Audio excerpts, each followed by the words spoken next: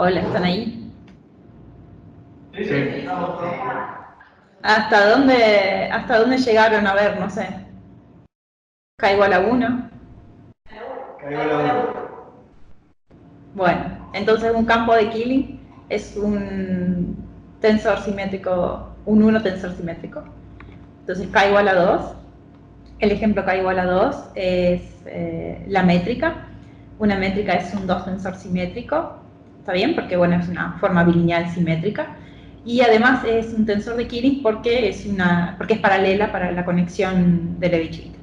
Ahí ven la pantalla, ¿no? Les estoy compartiendo el PDF. Sí. Ah, perfecto. Gracias. Bueno, entonces para K igual 1 tenemos casos conocidos, K igual 2 también. Para K igual 2 son las dos formas también, las dos formas de Killing que habló Isabel, no sé si fue el seminario anterior o el último.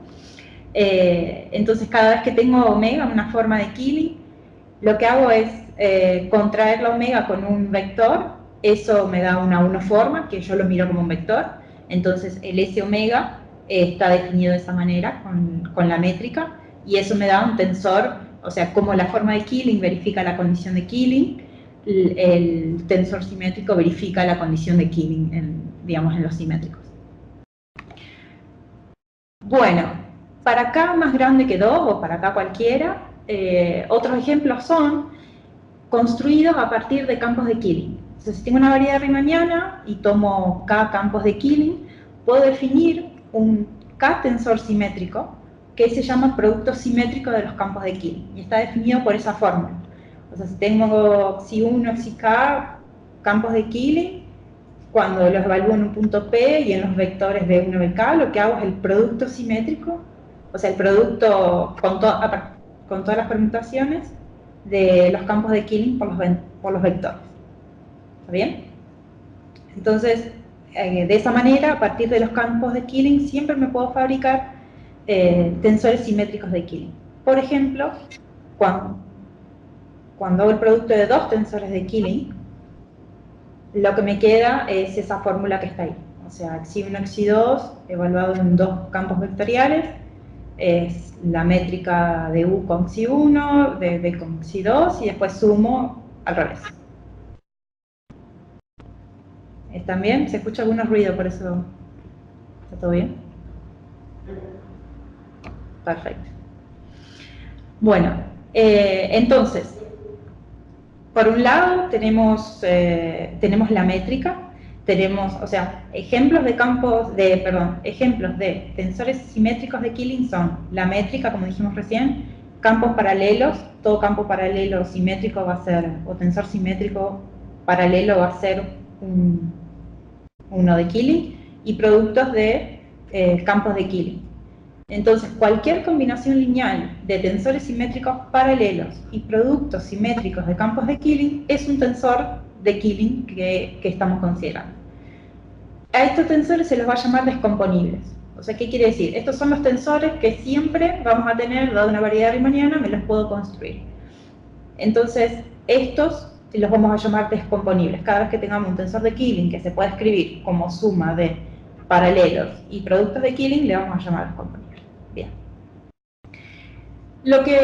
Una pregunta que se considera, digamos, con los tensores de Killing, es justamente cuando tengo cosas que no puedo generar de esa manera. Que son, digamos directamente, son los indescomponibles, porque no son descomponibles. O sea, en general no se sabe.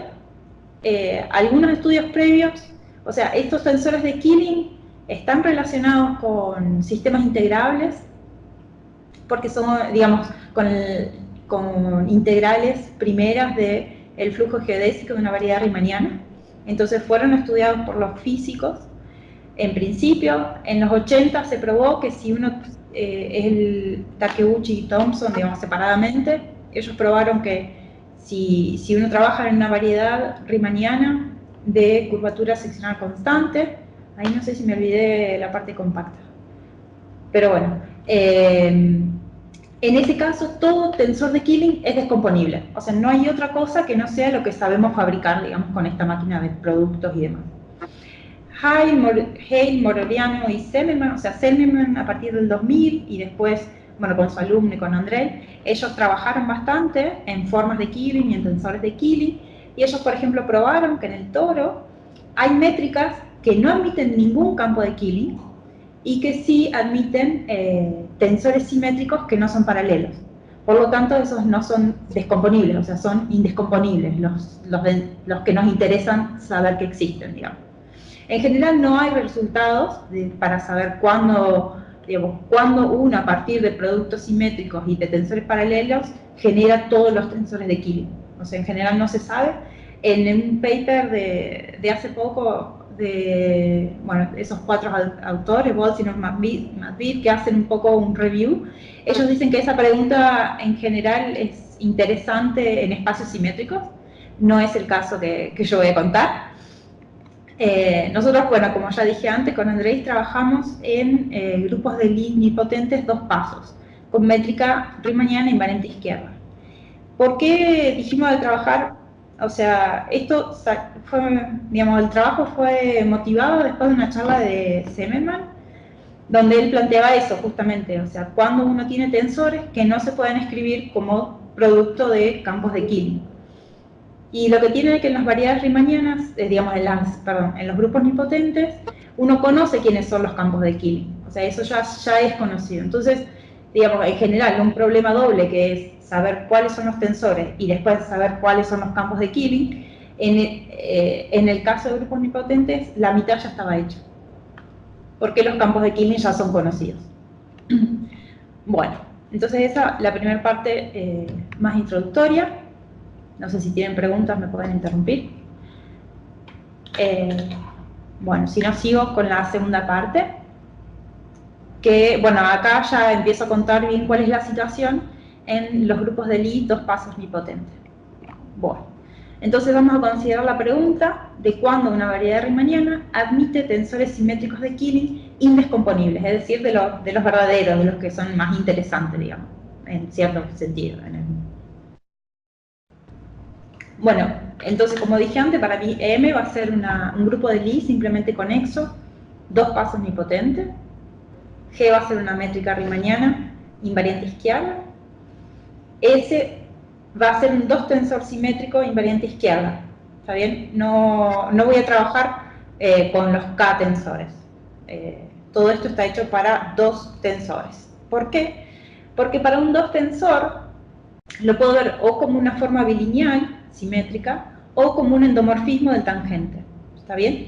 Entonces, para mí, de ahora en más, siempre va a ser un endomorfismo del tangente, o un endomorfismo del álgebra de Lie, porque es invariante izquierda. ¿Está bien? Entonces, siempre voy a trabajar con invariantes. El S va a ser un endomorfismo del álgebra de Lie, invariante, y lo considero como invariante izquierdo en todo el grupo. Entonces, tengo 2 problemas. El problema A es saber cuáles son los tensores de Killing simétricos invariantes. ¿Está bien? En ese sentido, nosotros sabemos que, o sea, necesitamos, para encontrar indescomponibles verdaderamente, no queremos construirlos a partir de productos de campos de Killing, ¿está bien? Porque justamente queremos encontrar cosas que estén para afuera. Entonces necesitamos una caracterización independiente de los campos de Killing. Después, una vez que conseguimos esa caracterización, estudiamos cuáles son los que verdaderamente son indescomponibles. Entonces, voy a empezar con, primero, bueno, ¿cuál es la caracterización? Bien, entonces, N es un grupo de Lie, 2 pasos, ¿qué dice? 2 pasos. Sí, 2 pasos nipotentes, con métrica invariante izquierda, simplemente conexo. N es su álgebra de Lie. Entonces, como dije antes, un 2 tensor simétrico es un endomorfismo de N, que es simétrico con respecto a la métrica. Y para simplificar la notación, lo escribo directamente, bueno, S pertenece al sim2 de N, serían los endomorfismos simétricos. Voy a denotar Z como el centro de N, que es no trivial, porque el álgebra es 2 pasos, y V va a ser el ortogonal del centro. Entonces N va a ser V más Z, y esto va a ser a lo largo de toda la charla. V es el ortogonal del centro. Bien, entonces el primer resultado es justamente la caracterización. dado un tensor simétrico o un endomorfismo simétrico del álgebra de Lie, ese va a ser un tensor de Killing si, solo si, se verifican estas dos condiciones. S de x igual a y, y x, bueno, el corchete entre s y x e y es lo mismo que x, s, y, para todo x, y. Y la otra condición es que AX compuesta con S restringido al centro es un endomorfismo antisimétrico del centro. Bueno, entonces voy a dar una idea de la prueba, bueno, casi toda la prueba, pero sin detalles. Bien, entonces empezamos con un endomorfismo simétrico, por definición es de Killing, sí, solo sí, la derivada covariante de I, o sea, nabla I de S, I con I es 0, esa es la definición. Y después usamos COSUL para decir que esa condición de ser igual a 0 para todo I en el álgebra de Lie es lo mismo que el corchete, o sea, la métrica evaluada en I con el corchete de I, S, I es igual a 0, ¿está bien? Esa es la fórmula de COSUL usual, bueno, sí, la de COSUL. Entonces escribimos al elemento I, lo voy a escribir como x más z, usando la descomposición, que x está en V y z está en el centro. Y entonces la condición de la métrica evaluada en el corchete de I con SI, que sea igual a 0, es lo mismo que esta suma en la ecuación 2 sea igual a 0.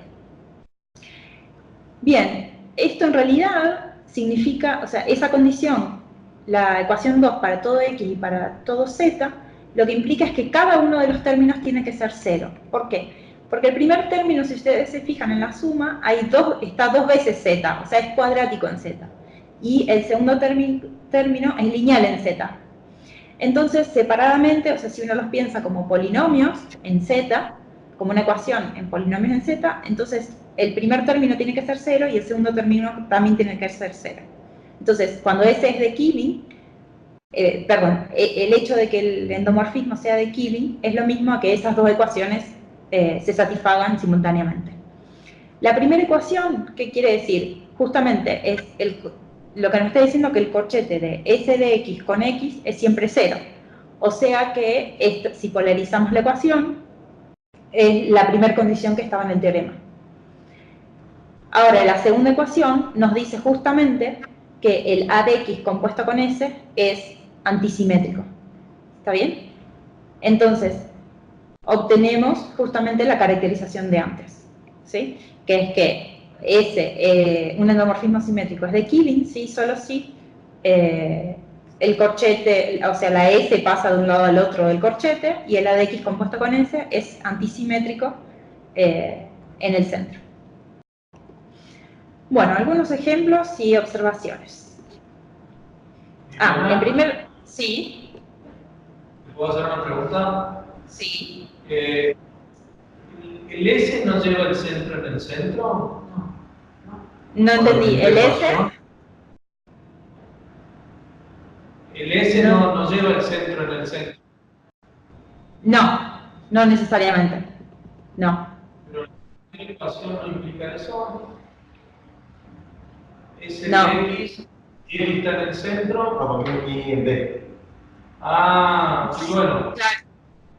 Con eso ya estaría.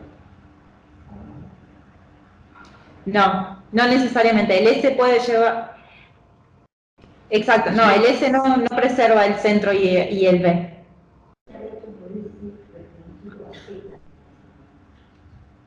Pero la primera ecuación, si X está en el centro... Pero no está en el centro. No está en el centro. X e Y están en el B, justamente. Bien. Viviana, otra pregunta. Sí. Compuesto con IC, cuando lo escribís restringido a Z, ¿quiere decir que va del centro en el centro? Ay, tampoco lo entendí. ¿Cómo? Sí.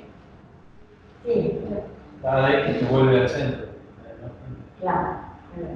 Ahora voy a mostrar un ejemplo donde justamente el S no preserva el centro y no preserva el B.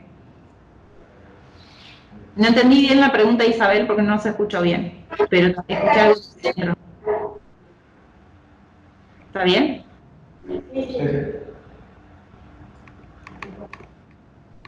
Bien, la primera observación es que la condición que está en el medio de la prueba de que I con S de I, corchete contra I, eso es 0 para todo I, también está en el trabajo, bueno, de Gabriela con Silvio y Alejandro.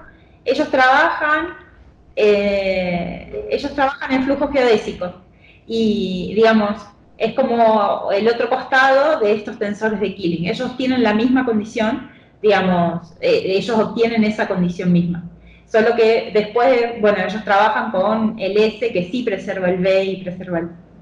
Bueno, por lo menos preserva el B y preserva el centro.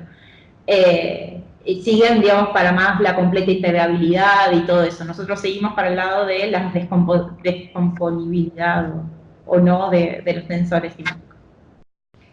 Bueno, un ejemplo medio trivial. Tenemos la caracterización, entonces ahora podemos dar ejemplos de diferentes tensores de Killing. Entonces, por ejemplo, si tomo en N, defino un endomorfismo simétrico que va a ser la identidad en la parte de B, o un múltiplo de la identidad en B, y en el resto va a ser 0. Entonces, es fácil ver de que esto es un tensor de Killing, porque obviamente verifica, digamos, la primera condición, porque en B es un múltiplo de la identidad, entonces verifica trivialmente la primera condición, y la segunda también la verifica porque en el centro es 0. ¿Está bien? Entonces este es el primer ejemplo fácil de qué son los tensores de Killing. Acá viene un ejemplo, este es en el álgebra 2 pasos libres, en 3 generadores. Bueno, esa es la base, 1 hasta de 6, y voy a tomar una base, voy a tomar la métrica que hace que esta base sea ortonormal. Entonces, todo tensor simétrico de Killing, 2 tensor, es de esta forma. Esto es, fíjense que este S ya no preserva el centro y B. Hay condiciones, ahí en el trabajo, yo ahora no lo puse en la charla por cuestiones de, bueno, acortar, pero hay condiciones, por ejemplo, si el álgebra es no singular, perdón, entonces sí, ahí se puede probar de que todo tensor simétrico preserva el centro y el B, pero en general no, no. O sea, un tensor simétrico va a tener una parte en B, una parte en Z y una parte mixta, que ahora van a ver que es necesaria considerarlo. Fíjense que la parte en el centro, o sea, estos son todos los tensores simétricos, ¿está bien? Entonces, en el centro puede ser cualquier cosa el tensor simétrico, casi. Cualquier endomorfismo simétrico va a ser, en el centro, va a ser un tensor de Killing. Después tenemos una parte diagonal en D, que es A1, que es, bueno, A1 por la identidad.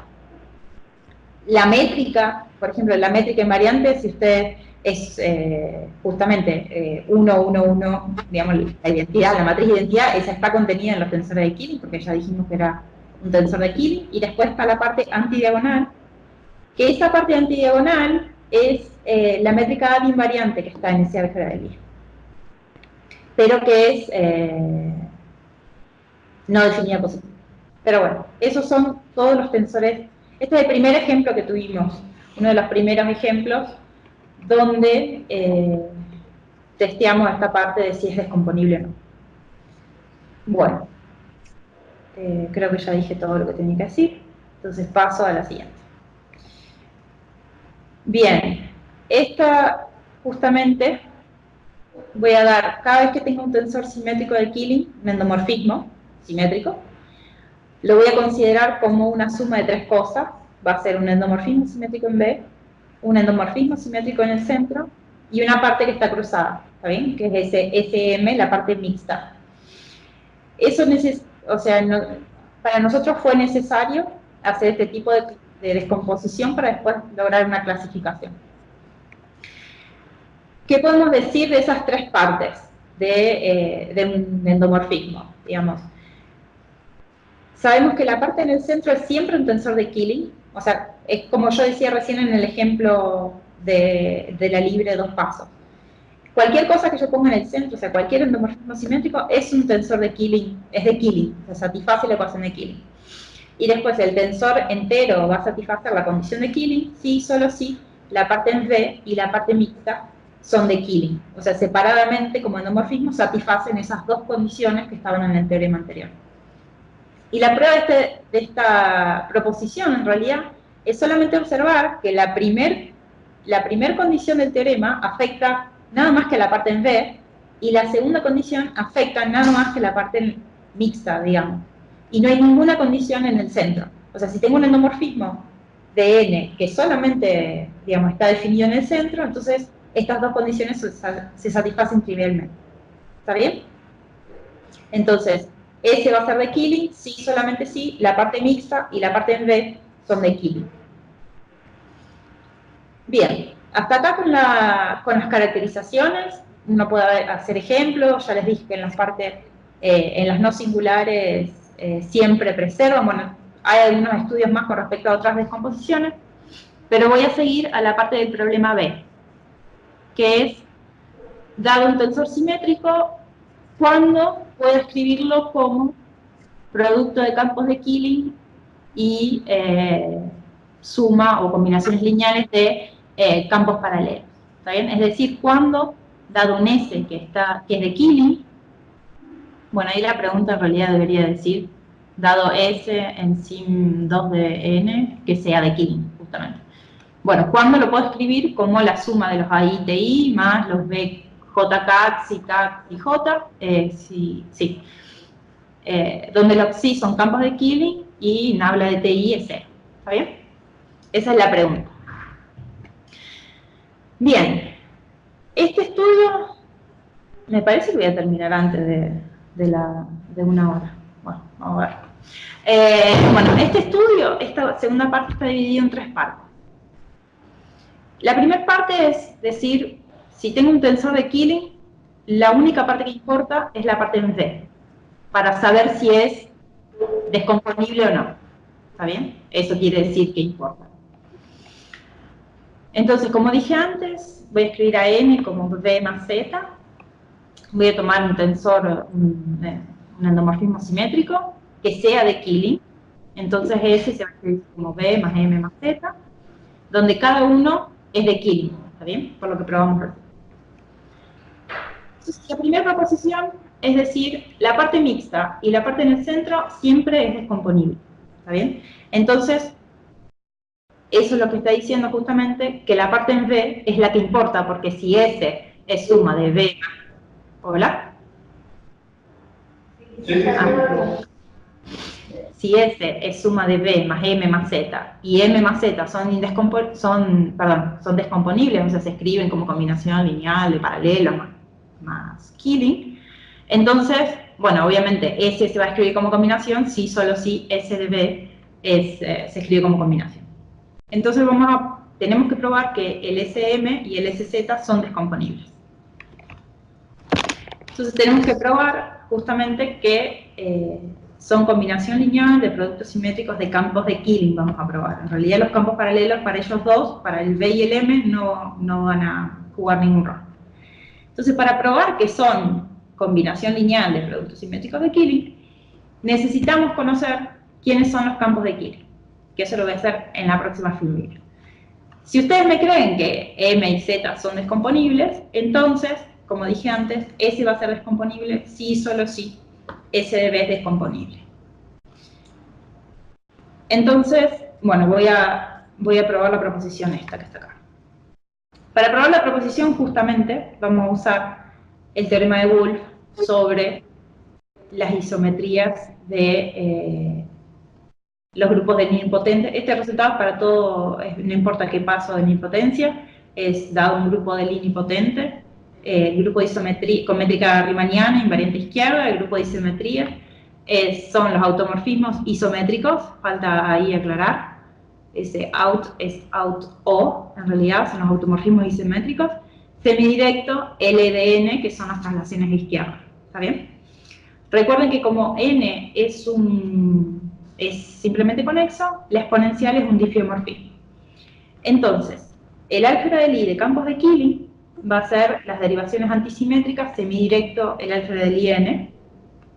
Y los campos de Killing se obtienen a partir de traslaciones a derecha en N, ¿está bien? Y entonces uno puede obtener una fórmula explícita para los campos de Killing generados a partir de derivaciones y de elementos del álgebra de Lie. Por ejemplo, si tomo un elemento que está en V, el campo de Killing asociado a ese elemento, evaluado en un punto P, que como la exponencial de un difeomorfismo lo voy a escribir directamente como exponencial de un cierto W del álgebra, eso es la traslación izquierda de X menos el corchete de W con X. ¿Está bien? Esto es una fórmula usual, digamos. Esto es teoría, no decimos nada nosotros. Ahora, si tomo un elemento que está en el centro, el campo de Killing asociado a ese elemento del centro, evaluado en un punto P o exponencial de W, es el traslado de izquierda de Z solamente. O sea que esto es efectivamente, si bien uno empieza, el campo de Killing es el campo invariante derecha, en este caso, si Z está en el centro, va a ser también invariante izquierda. ¿Está bien? Eso quise poner con el Z sub X. Es el campo invariante izquierda que en la identidad vale W. Ahí parece que está medio feo escrito.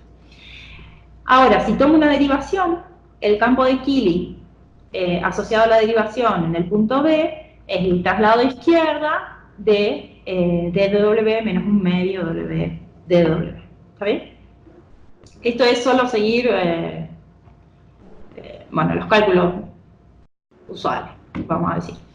Entonces, una vez que tenemos los campos de Killing, lo que hacemos es probar que SDM y SZ son efectivamente sumas de productos de campos de Killing.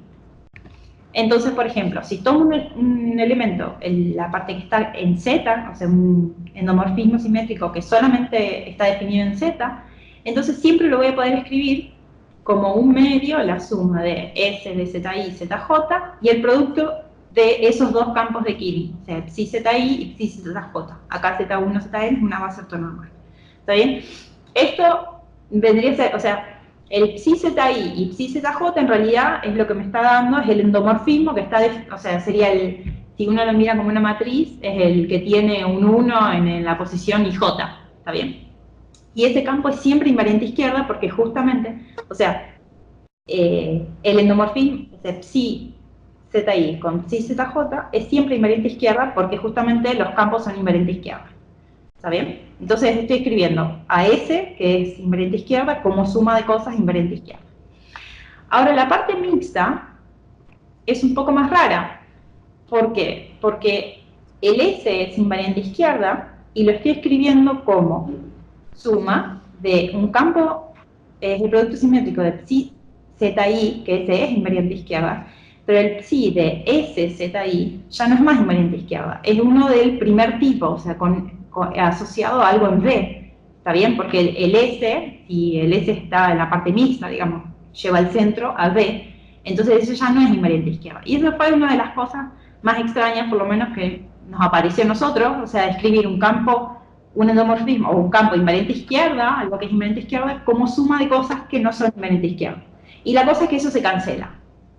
O sea, en el ejemplo de la libre dos pasos, donde había una parte antidiagonal, por ejemplo, ese fue uno de los primeros ejemplos que hicimos, y al momento de ver si era indescomponible o no, resulta que la parte antidiagonal se escribe como justamente suma de cosas que no son invariante izquierda, pero de alguna manera todo se combina y da invariante izquierda. ¿Está bien? Eso es cuestión de seguir las cuentas, pero bueno, al principio parecía muy extraño.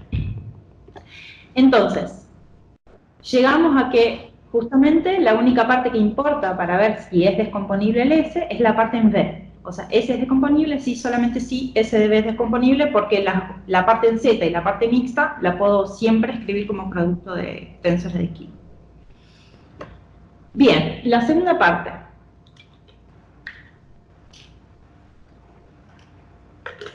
Podemos suponer que N es de rank irreducible. O sea, ¿qué quiere decir? Que N no se puede escribir, o sea, lo que vamos a asumir es que N no se puede escribir como suma directa de ideales ortogonales. ¿Por qué? Porque si N fuera, como está escrito ahí, una suma de N1 y N2, que son ortogonales y cada uno es un ideal, entonces cada vez que tenga un tensor simétrico en N, lo voy a poder escribir como una parte, digamos, esto es como similar a la descomposición anterior, pero ahora tenemos N1 y N2 son ideales. Entonces, el endomorfismo en N se descompone como una parte en N1, una parte en N2 y una parte que acá le llamamos no diagonal. ¿Está bien? Se puede probar que o sea, el en N es de Killing, descomponible, sí, solo sí, el S1 y el S2 también lo son.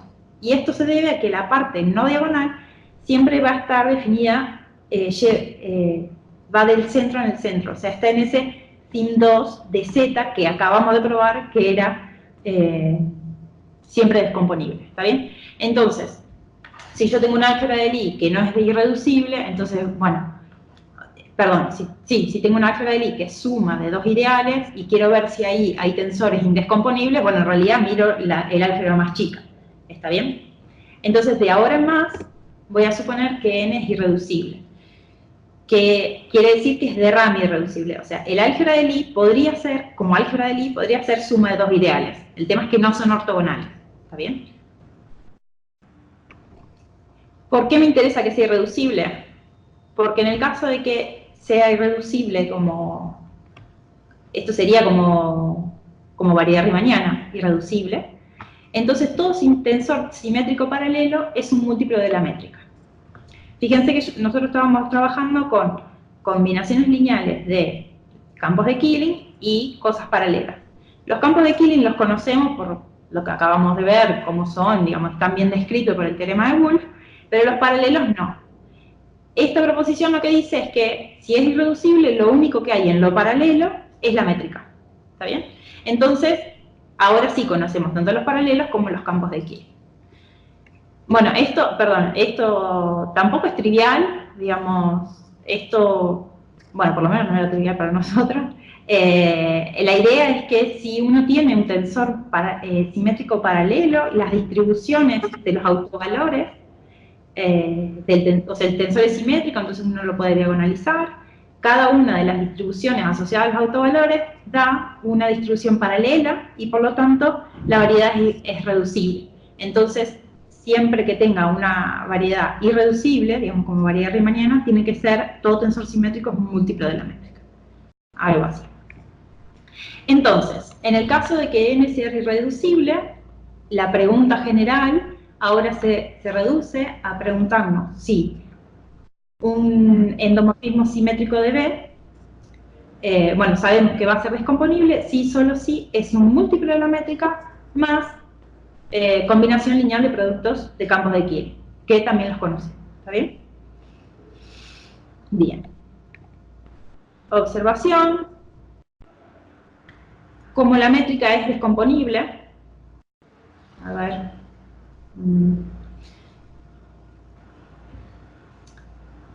¿qué quise poner acá?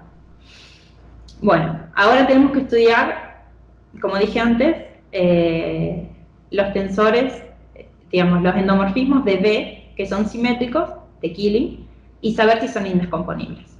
Lo que estoy diciendo en esta última oración es que si mi tensor simétrico es un múltiplo de la identidad en B, entonces es descomponible.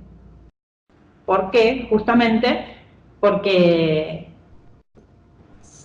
lo puedo mirar como un múltiplo de la métrica más algo en el centro, que esa parte en el centro ya sabemos que es descomponible por lo que probé antes. Entonces, quiero decir que si un tensor tiene un solo autovalor en V, entonces siempre es descomponible. Nos preocupamos ahora por ver qué pasa cuando el S definido en V tiene más de un autovalor. ¿Está bien? Y ahora esta es la parte 3. O sea, un endomorfismo simétrico de B es descomponible, sí, solo sí, y ahora vamos a ver sí, solo sí qué.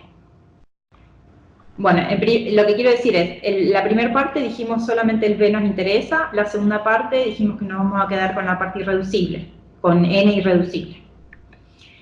Bien, entonces fijo un endomorfismo simétrico de B. Entonces, como es simétrico, tomamos los autovalores y vamos a llamar VI, los autoespacios asociados. Entonces, V se va a escribir como, bueno, los autoespacios son ortogonales, así que V se escribe como V1 hasta VK, suma directa ortogonal. Lambda 1 y lambda K son los autovalores, todos diferentes. Bien, ahora, la primera condición, o sea, ese es un tensor de Killing, así que satisface esa ecuación, que S de X contra Y, corchete es lo mismo que el corchete de X contra S de Y. Entonces, el BI y el BJ conmutan para todo Y distinto de J. ¿Está bien? Porque por un lado puedo tomar un elemento que está en el BI, entonces S de X va a ser lambda I por el corchete de XY, y por otro lado va a ser lambda J por el corchete de XY, y entonces el BI y el BJ tienen que conmutar.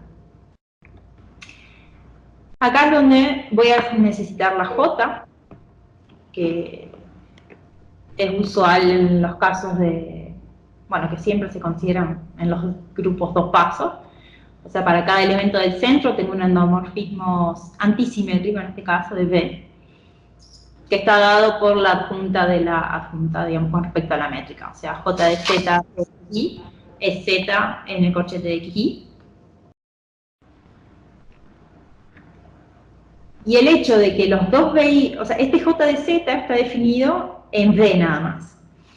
Y el hecho de que los dos BI conmuten, o sea, BI y BJ conmuten, quiere decir que J de Z preserva cada uno de los BI.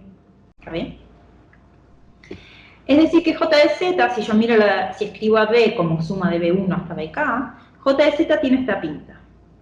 Siempre va a ser ceros, y después J de Z restringido a cada uno de los... Es como una forma casi diagonal. ¿Está bien? Bien. Bueno, J de Z tiene esta pinta. Acuérdense, yo empecé con un tensor simétrico y la descomposición en B depende de los autovalores del simétrico, del S. Bueno, eso es lo mismo. Entonces, para cada uno de los elementos en Z, voy a definir otra transformación, que va a ser parecido o parecida a el J de Z. O sea, lo que hago es, el J de Z era, bueno, preserva cada uno de los BI, y lo que hago es multiplicar en cada uno de los BI por el autovalor, ¿está bien? Correspondiente al BI. Y a eso le voy a llamar T lambda de Z. Lo que podemos probar es que el S va a ser descomponible si, solamente si, existe algún número real A, tal que para todo Z, esa transformación menos el A por la identidad, se extiende a una derivación antisimétrica de N. Al principio no parece obvio, pero tiene que ver con cómo son los campos de Killing, justamente.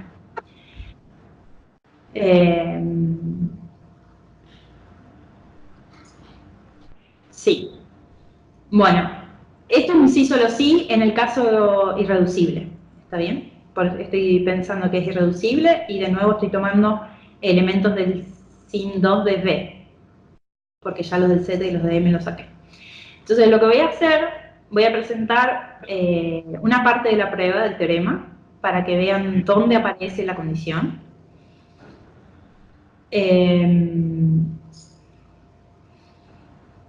Bueno. Viviana. ¿Sí? Yo ahí veo que el TZ es antisimétrico, ¿no? ¿Cómo? Cada TZ es antisimétrico, cada TZ lambda. Sí. Pero cuando le restás A por la identidad, después eso ya no puede ser antisimétrico. ¿Por qué decir se extiende a una derivación antisimétrica?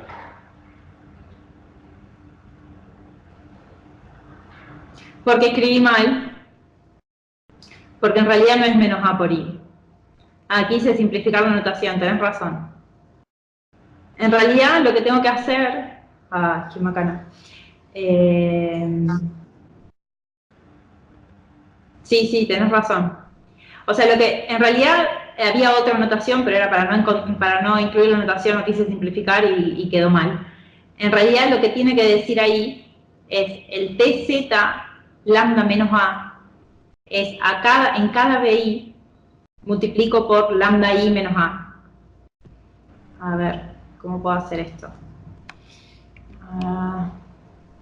Perdón, para que se entienda, a ver si... Bien. Gracias. Ahora lo voy a terminar de dibujar. Entonces, cada vez que diga P de Z, o sea, el P menos A por la identidad, estoy queriendo decir, en realidad, en cada uno de los bloquecitos multipliqué por lambda I menos A. Ahí sí queda antisimétrico. Está bien. Gracias, Jorge. Sí, totalmente. Si le resto la identidad no me queda antisimétrico. Entonces, en cada uno de los bloquecitos tengo que multiplicar por lambda I menos A. Y eso se tiene que extender a una derivación antisimétrica. Entonces, voy a hacer la parte de la prueba que muestra cómo aparece la condición de que sea, bueno, que se extienda a una derivación antisimétrica. La otra parte, no. Bueno, entonces, fijo bases de 1 de D, de derivaciones antisimétricas de N. Z1, Zn es una base ortogonal del centro y E1 hasta Em es una base ortonormal de B, pero que está adaptada a la descomposición de B. ¿Está bien? Quiere decir que los primeros elementos van a generar B1, los segundos generan el B2 y así hasta el BK. Entonces, S se escribe como, o sea, S es un invariante izquierdo, digamos, o un endomorfismo de N, entonces lo puedo escribir como suma de 1 hasta K, desde de MI hasta el otro MI, de lambda I por L. O sea, lo que estoy diciendo es que, bueno, cada uno de los de E1 hasta el EM1 van a ser lambda 1 por la identidad, después viene la lambda 2 por la identidad, y así, porque, bueno, justamente los BI son los autoespacios. Entonces, S se escribe de esa manera. Bien, el hecho de que sea S descomponible, o sea, supongo que S es descomponible, entonces, como dijimos, que estamos trabajando en irreducible, es lo mismo que decir que S se escribe como un múltiplo de la identidad más suma de combinaciones lineales, más combinación lineal de campos de Killing. Acá los campos de Killing, lo único que hice fue separar la suma en diferentes tipos de campos de Killing. Primero están los dos asociados a los EI, después están los asociados a los EIZ, después está el Z por Z, después viene derivación con Z, derivación con I, con EI, y derivación con derivación. ¿Está bien? Acá no hice nada nuevo, solo separé por tipo de campo de Killing. Y esta igualdad tiene que valer para todo punto. ¿Está bien? Y esa es la idea. O sea, en el lado izquierdo, si yo traslado izquierda me quedo constante, en el lado derecho no. O sea, en el lado derecho esto depende del punto. ¿Está bien? Entonces, por ejemplo, puedo evaluar en la identidad. Entonces, si evalúo en la identidad, o sea, si W es igual a 0, los campos de Killing asociados a la derivación son 0. ¿Está bien? Entonces, si evalúo en W igual 0, me quedan nada más los términos del primer renglón. ¿Está bien? Entonces, en particular, si esa igualdad se tiene que dar, los BI tienen que ser 0, porque acuérdense que el S está definido solamente en el B. Entonces, los BI, digamos, los B larga I, que son los coeficientes de la parte mixta, digamos, esos tienen que ser todos ceros. ¿Está bien? Entonces, ese término desaparece, el primer término en rosa. El segundo término en rosa, en realidad, no desaparece, lo que desaparece es la parte que no es diagonal. De nuevo, ¿por qué? El S en el lado izquierdo tiene solamente parte en B, entonces la parte en el centro en realidad es 0, pero como tengo la métrica me está sumando cosas en la diagonal. Entonces todo lo que esté afuera de la diagonal en el centro tiene que ser 0, y los coeficientes que correspondan a la diagonal se van a tener que compensar con los coeficientes A de la métrica. ¿Está bien? Entonces, una vez que uno más o menos arregla todo eso, obtiene la siguiente ecuación más corta. O sea, si S es descomponible, ahora es un múltiplo de la métrica, y los campos de Killing que sobreviven son los EI con EI, producto EI, y ahí obtuve una condición sobre los coeficientes, y fíjense que después tengo el producto de los Z, pero que están solamente los que son en la diagonal, ZS con ZS. Y como dije antes, los coeficientes de ellos se arreglan con los coeficientes de la métrica, por eso aparece el A sobre 2. En el segundo renglón sigo teniendo esa cosa espantosa con los de I. Bien, entonces ahora es donde pongo efectivamente qué son esos campos de Killing y uso las fórmulas que antes teníamos. y queda así de bonito. O sea, del lado izquierdo, o sea, si S es descomponible, S tiene que ser esa suma, donde es lo mismo, o sea, está escrito exactamente lo mismo de antes, solamente que ahora puse quiénes son los campos de Killing. Y acá, en realidad, lo que estoy haciendo, ustedes se acuerdan que los campos de Killing yo los escribí como traslado de izquierda de una cierta fórmula, ¿está bien? Entonces lo que hice fue mirar todo en la identidad, digamos, en realidad lo que miro es la ecuación en el álgebra de Lie. O sea, pongo al W como parámetro, eso es lo que digo. Entonces, esa ecuación del lado izquierdo es constante en W, ¿está bien? Y lo que vendría a ser es constante por traslaciones a izquierda. Del lado derecho, no. Del lado derecho tengo algunos términos que son lineales en W, algunos términos que son cuadráticos en W. Por ejemplo, en el primer renglón tienen el corchete de W contra E sub L al cuadrado. Eso quiere decir que es un producto, o sea, eso es un endomorfismo, digamos, un producto simétrico de dos vectores, digamos, que dependen los dos de W, entonces cuadrático en W. Después hay términos que son cúbicos, por ejemplo, el último de todos. Y el lado izquierdo es constante en W. Entonces, esto lo puedo mirar como un polinomio en las coeficientes de W y que tiene que darse la igualdad en cada uno de los términos. ¿Está bien? Fíjense que tengo S igual a un medio de los lambda I por E sub L, E sub L. Ese ya es el tensor. Si se fijan arriba, está escrito así. O sea, ese ya es el tensor, digamos, S escrito como combinación. Entonces lo que necesito es probar que si S es descomponible, todo el resto es cero. No necesito probar eso. Estoy suponiendo que S es descomponible, entonces todo el resto es cero. Para que sea cero, por ejemplo, la parte lineal en W tiene que ser cero. La parte lineal ahora está en color rosa, que son los términos LL por el corchete WL, el ZS por la derivación, e I por la otra derivación. ¿Está bien? Ese término lineal tiene que ser cero, porque estoy suponiendo que esto es una igualdad, que S es descomponible y por lo tanto eso es una igualdad. Después tenemos la misma ecuación para el término cuadrático y demás. Pero por ahora solo me interesa, o sea, la condición va a salir de la parte lineal.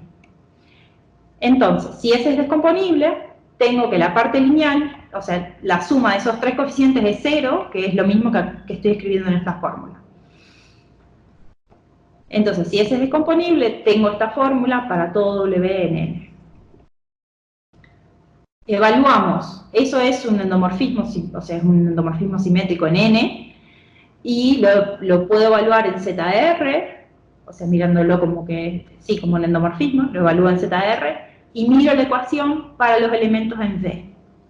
Por ejemplo, para los elementos, si estoy considerando W en V, el segundo término de arriba, ese EI por DI segunda W, eso es cero. DI es una derivación. EI es un elemento de V. Entonces DI en W también es un elemento de V, y cuando lo evalúo en algo del centro, ese es cero. Entonces, lo que me queda es esta ecuación que está dr' de W igual a esta suma que está acá. Para todo W en V y para cada R. Entonces, lo que me está diciendo, dr' de W es igual a la suma de EI, ZR, etc. Entonces, si trabajamos un poco esa ecuación, lo que me está diciendo, o sea, bueno, escribo el corchete como el JZ lo saco, y de nuevo está mal escrito, pero fíjense en la penúltima, no en la última que está mal escrito, en la penúltima lo que me está diciendo es que el lambda I menos A por el JZ en cada uno de los BI es igual a la derivación de R' en W. O sea que, si S es descomponible, el dr' es una derivación, y por lo tanto extiende, lo que está diciendo es que extiende al T lambda Z, al real, no a este de mentira, lo extiende a una derivación antisimétrica. ¿Está bien? O sea, de la igualdad, suponiendo que S es descomponible, de la igualdad en el término lineal, uno saca de que cada uno de los T tiene que ser, tiene que poder extenderse a una derivación. ¿Está bien? O sea, coincide con una derivación en la parte de B. Bien, esa condición, o sea, nada más la sacamos del término lineal, pero también es suficiente. O sea, quiere decir que los otros términos pidiendo esto también se equiparan. Bueno, de nuevo, ahí lo que estoy escribiendo es erróneamente menos A, pero tiene que ser el lambda I menos A. O sea, el dr' extiende a una derivación al t lambda a una derivación antisimétrica de n. Y bueno, o sea, esto es para todo elemento de la base, bueno, entonces es para todo tz, ahí está bien, lambda menos A, se extiende a una derivación para todo z. O sea, si es descomponible, siempre se extiende el t, y recíprocamente. Recíprocamente no voy a explicar mucho, lo único que voy a decir es que para probar la recíproca uno supone que el t se extiende a una derivación, y lo que hicimos fue elegir los coeficientes, o sea, tenemos que probar que es descomponible, entonces elijo quién es el A, los lambda I ya los tengo, o sea, perdón, en esta fórmula, o sea, si yo sé que los t se extienden a una derivación, supongamos de', entonces lo que hago es elegir quién es el A, elijo los coeficientes A, B, bueno, los B son 0, los C lo elijo como A sobre 2, la D' va a ser aquella derivación que extiende, y el resto de los coeficientes los tomo 0. O sea, el D segundo es 0 y los DQR son 0. Y eso da, o sea, la única parte hay una parte que se tiene que verificar, que es el término cuadrático en esta ecuación, y eso también, o sea, se verifica que es 0, dado por la condición de que T se extiende, digamos. Ahí está. Y eso es lo único que voy a decir, porque si no serían puras cuentas de nuevo.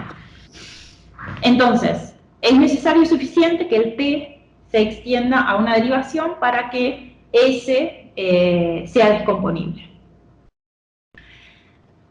Bien, entonces ahora la última parte tiene que ver con, bueno, está bien, tenemos esa caracterización, bueno, cuando ese t es realmente se extiende una derivación o no, o sea, podemos ver condiciones sobre el álgebra de Lie para decir, bueno, sí, en este álgebra este S se extiende, este S tiene el T que se extiende o este otro no.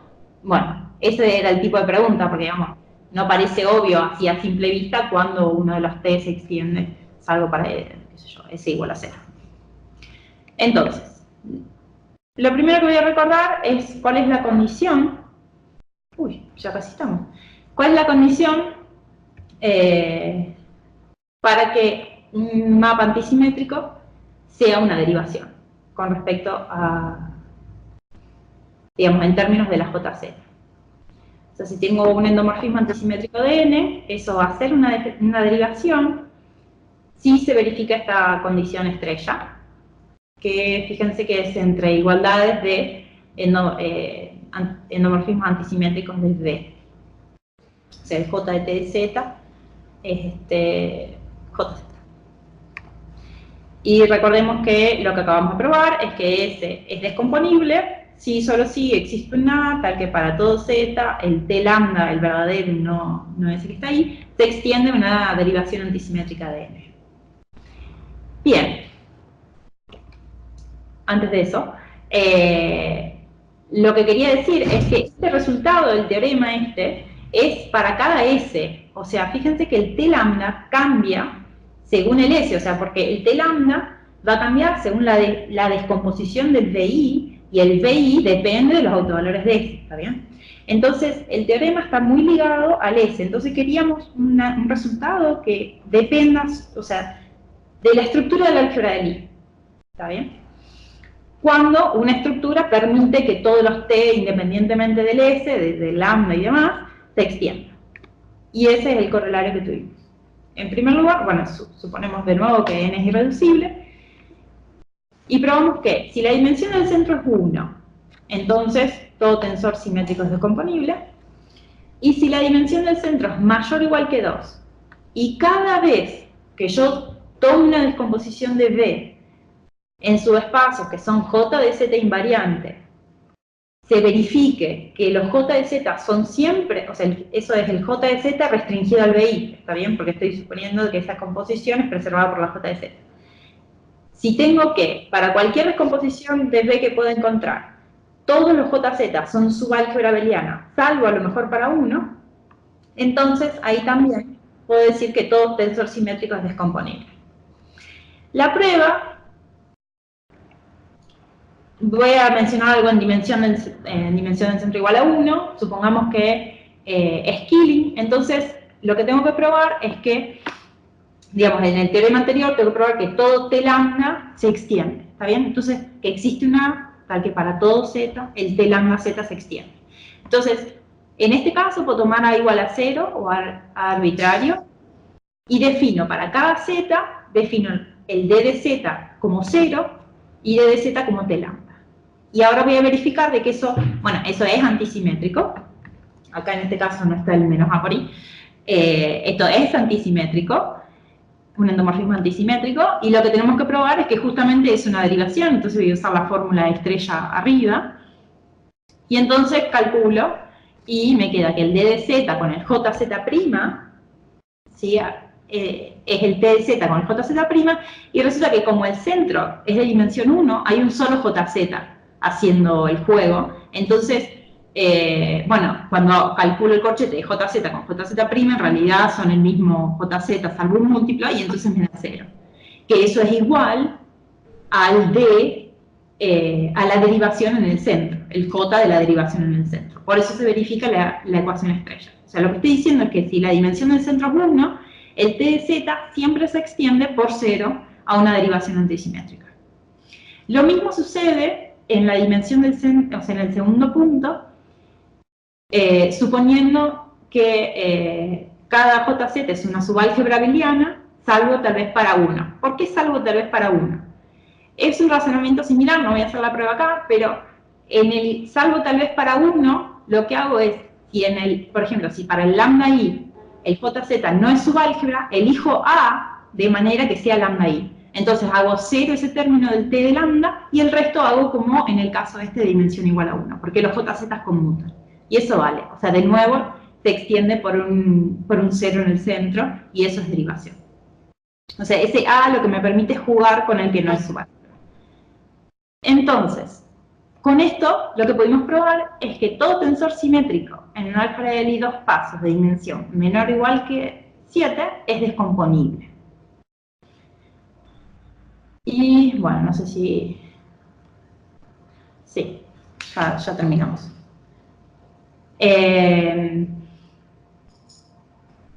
Entonces tengo que probar de que si es de dimensión menor o igual que 7 es descomponible. Lo que voy a hacer es probar, basta probar que si existe un indescomponible y n es irreducible, entonces la dimensión es mayor o igual que 8. ¿Está bien? Entonces, si ese es descomponible, lo que dice el teorema anterior, el corolario anterior, es que la dimensión del centro tiene que ser al menos 2. ¿Está bien? Porque si la dimensión del centro es 1, ya vimos que siempre es descomponible. Así que la dimensión del centro es mayor o igual que 2.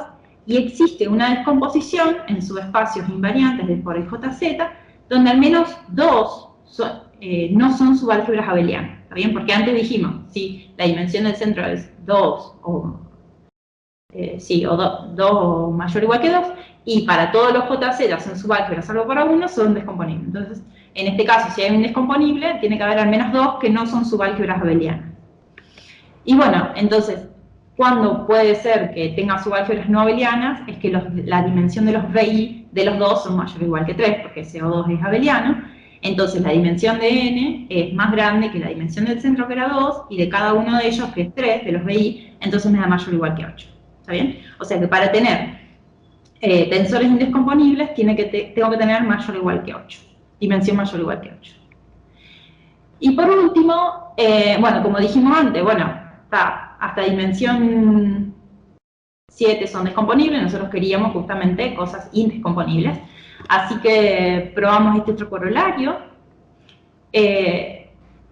Si tenemos un endomorfismo simétrico que sea de Killing y suponemos que existen, digamos, acá estoy hablando de los VI, son correspondientes a los autoespacios de S, o sea, existen un I y un J, tal que JZI, el JZ restringido a BI y JZ restringido a BJ, no son subálgebras, acá no estoy pidiendo que sean abelianas, directamente no son subálgebras de SOVI y SOBJ respectivamente, entonces esto es descomponible, el S es descomponible.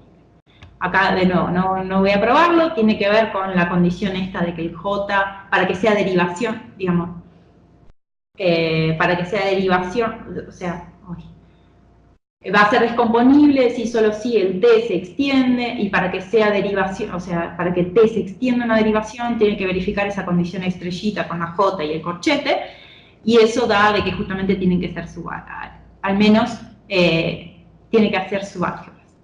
Entonces, si eso no se satisface, ese es descomponible, y en realidad uno puede construir una familia de ejemplos. Nosotros acá, bueno, acá muestro uno solo, para decir, bueno, esto existe, una álgebra donde los JZBI y JZBJ no sean subálgebras. Y bueno, entonces agarramos una n de dimensión 8, definida por esos corchetes, Z1 y Z2 son el centro, y voy a tomar el endomorfismo simétrico de B, que es la identidad en B1, dos veces la identidad en B2, donde B1 es E1, 2, E3, B2 es E3, E4, es 5, 1, 2, 3, no, eso debería ser 4, 5 y 6. B2 es 4, 5 y 6. Entonces, si tengo B1 y B2 de esa manera, o sea, lo que estoy diciendo es S es diagonal, tengo un 1 y tengo en las primeras tres entradas, un 2 en la segunda. S es de Killing, digamos, uno puede verificar aquel teorema que era de la caracterización, efectivamente es de Killing, y los JZ están generados por esas dos matrices que no son una subálgebra de SO3. Entonces ese efectivamente es indescomponible. En realidad, bueno, eso que dije antes, el ejemplo se puede generalizar, la dimensión es más grande, y a través de estos ejemplos lo que se obtiene son ejemplos de variedades compactas que tienen campos de Killing no triviales y tensores simétricos indescomponibles. ¿Se acuerdan que al principio de todo yo dije que había ejemplos en el toro de métrica con tensores simétricos indescomponibles, pero que no tenían campos de Killing? Entonces, en este caso, se tienen campos de Killing, porque los campos, la idea es que los campos que corresponden al centro, los campos invariantes izquierda, esos bajan a un cociente compacto, y estos tensores indescomponibles también. Entonces se obtienen ejemplos compactos de ese estilo. Bueno, y esto es todo. Estas son, bueno, algunas referencias. Ahí está el trabajo que hicimos con André, trabajo de, bueno, el resto, de Silvia y demás. Muchas gracias.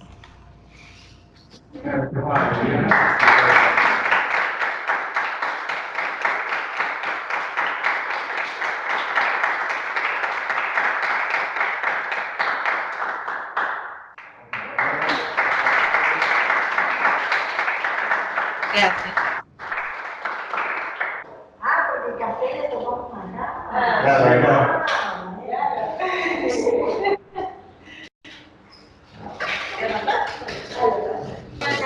¿Cómo andan? Muy linda. Bien. Vi a Luisa Martín recién antes de entrar y me dijo que les mandé saludos. Bueno, gracias. Aquí.